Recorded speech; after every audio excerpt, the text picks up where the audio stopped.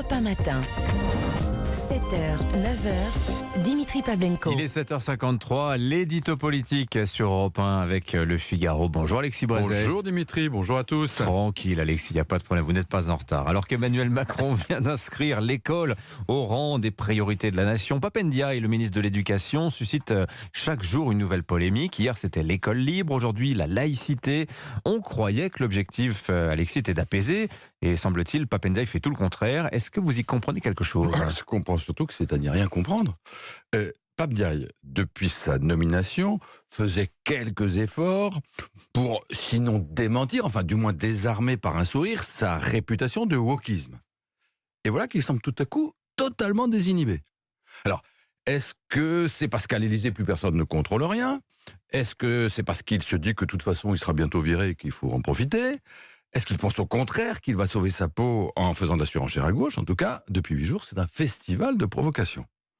En fin de semaine dernière, le ministre de l'Éducation prenait le risque insensé de rallumer la guerre scolaire en prétendant imposer à l'école privée, où, soit dit au passage, il a scolarisé ses propres enfants et pas dans l'école la moins élitaire qui soit, donc d'imposer à l'école privée ces mêmes règles qui ont participé à l'effondrement de l'enseignement public.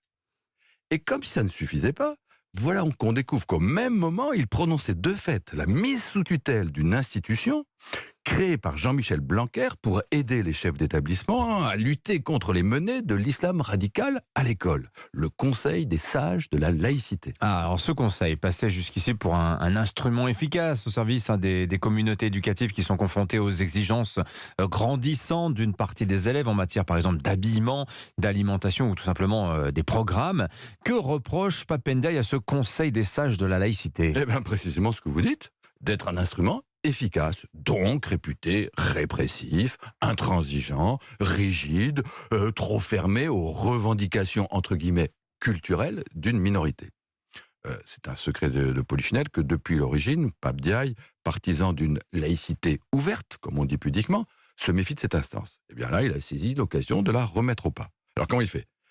D'abord en nommant d'autorité une flopée de nouveaux membres, dont le sociologue Alain Policard, chercheur à Sciences Po, bien connu pour son opposition, je cite, à une laïcité répressive, inattentive à la persistance des discriminations, et qui, je vous rassure, ne veut pas récuser la notion de racisme systémique.